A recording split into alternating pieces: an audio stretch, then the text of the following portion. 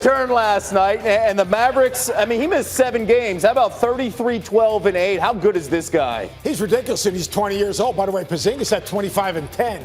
Luka Doncic, think about it, misses 7 games, comes back and doesn't miss a beat. Makes the game easy for everyone. Scores it, rebounds, it's physical, tough. He's 20 years old. He's got a lot of mileage on him, but that dude is a joke. Again, he missed 7 games, came back, didn't miss a beat, dropping the outside jumper there. DJ, now the Raptors' 15-game winning streak, it came to an end against the Nets. Do you believe in Toronto? I believe in them. I think they could win a round in the playoffs. Last night, they didn't shoot the ball especially well from the three-point line, and they ran into an Indiana Pacers team at home that was motivated. It's a second-round team. They need to win. They just get to the second round and they're down. Yeah, it gets to the second round. They're second in the East. They just won 15 straight. They will get to no love for Nick Nurse. Okay, Jay Will, Damian Lillard, he'll miss the All-Star weekend after straining his groin late in last night's loss to the Grizzlies. Ja, 20 points, 9 dimes in the win. How about Ja as the replacement for Dame All-Star weekend? Can't go there. I got to go with Devin Booker. I think Devin Booker should be the replacement. Just him averaging 26 points per game, shooting 50% from the field. He's had a spectacular year. Ja Morant is too. I think the storylines are way more interesting here, considering both of these guys came from smaller Division I schools. Hate to see this for Dame, and obviously Portland and the Trailblazers trying to make a push for the playoffs. Ja Morant got the best last night, but Devin Booker should be the insert into the Excellent point there. And Ja has been sensational this season, even with Zion stealing all the thunder of late. It's Morant who currently has the best odds to win Rookie of the Year according to Caesars Sportsbook, which has opened up an interesting discussion because we have seen Zion and everybody, and Vegas says chill out right now. But considering what we've seen, do you think that Zion deserves to be in the Rookie of the Year conversation right now, considering where Ja is and the Grizzlies are an 8th seed? Yeah, of course he deserves. I mean, first off, he is a ratings dream. Every time he plays, ratings soar. Okay, I think he's averaging 7.1 made layups per game. He had 31 points the other night. Every time he plays, he's so dynamic. If the season progresses and you have Memphis drop from the playoff race, and then all of a sudden you see a team like the Pelicans get in, because there's the rest of the season. We're not making the choice right now for Rookie of the Year. You make it at the end of the year. If the Pelicans find a way to get into the playoffs on Zion Williamson's high performance, then I buy into that because there's 5 games that separate these two teams. Exactly. Right? And they're with close. the Grizzlies in that 8th spot here, when you look, it feels like everybody's neglecting one thing. What makes Ja Morant so special when you compare him to Zion? Well, last year they were 33 games. They've already won 20. What makes Ja Morant special? There's a lot that makes him special. Here, look, the NBA's been Zionized. But first and foremost, the dude's vision. Watch as he comes off the silicone. Stops, changes direction, drops that dime. His teammates shoot 50% off of his passes. How about in transition and finishing? The defense is set for Golden State.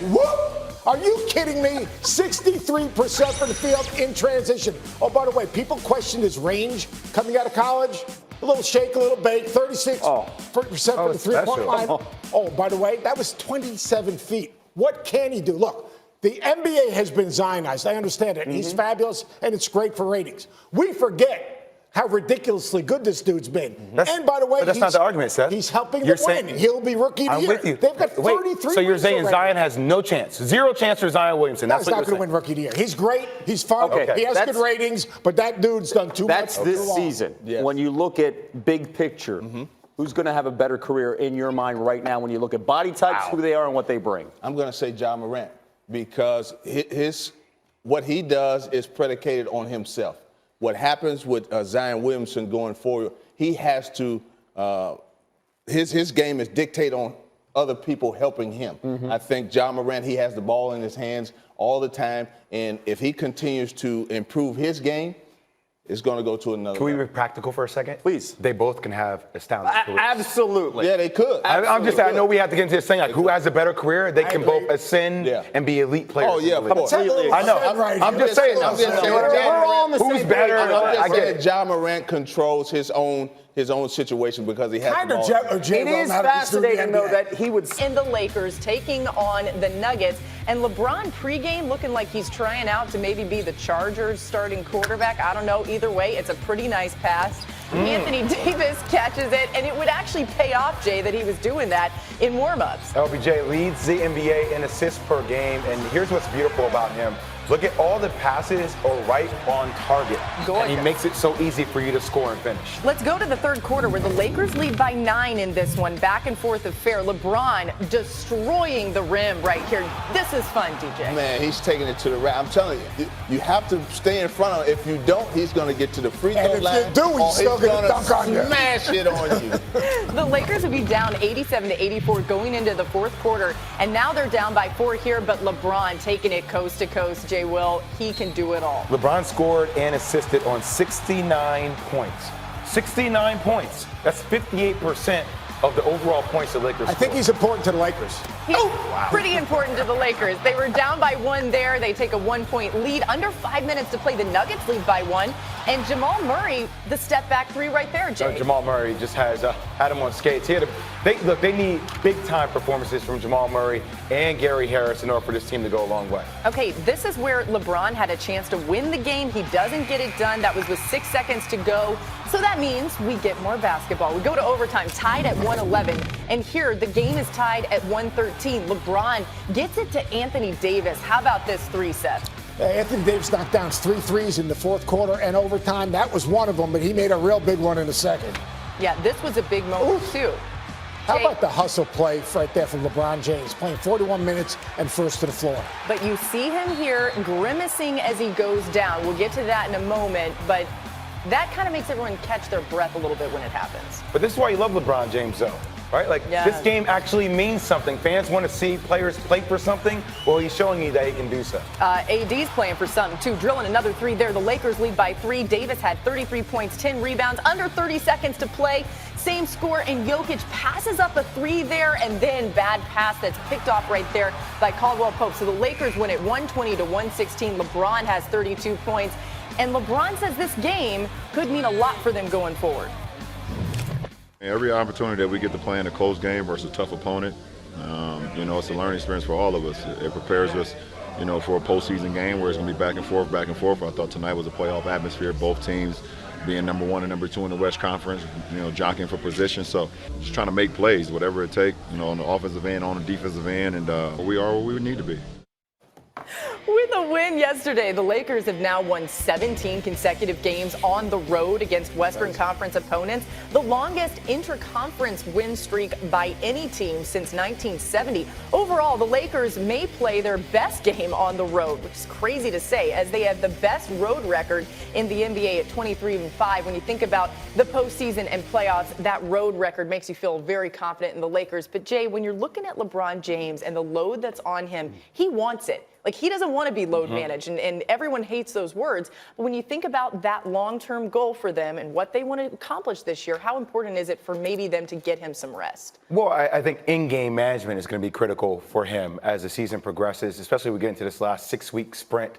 And I think as much as the Lakers talk about they don't care about seeding, you do care about seeding to a degree when you start figuring out where the Clippers are, where Denver is as well, right? Matchups are everything. But I will say this about LeBron James. Like, fans always complain in the regular season about NBA, and I've heard this a lot. Well, like, why would I pay attention to the regular season? Guys don't play hard. Yeah. My man's diving on the floor for a loose ball to win this game, the game before they go into All-Star break.